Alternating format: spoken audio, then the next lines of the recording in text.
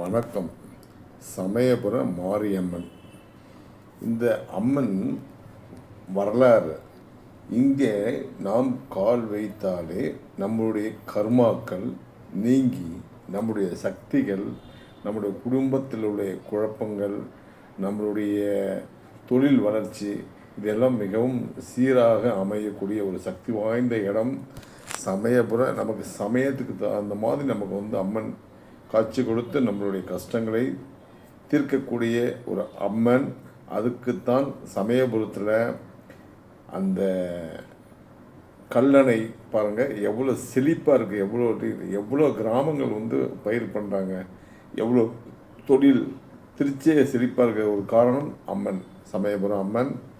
இங்கே ஏன்னா கருவறையை சுற்றி அங்கே ஏன் தண்ணி கட்டி வச்சுருக்கோம், அம்மன் உக்கிரமாக இருக்கும். அந்த அம்மனுக்கு நம்ம அங்கே போய் தரிசனம் பண்ணி வந்தாவே நமக்கு சரியாகும்.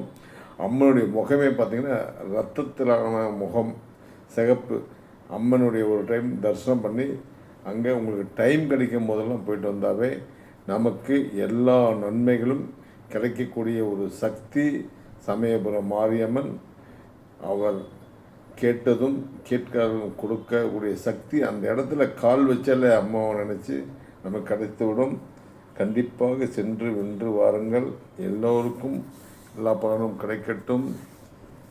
சமயபுரம் மாரியம்மா தாயை போற்றி வணங்குகிறேன்.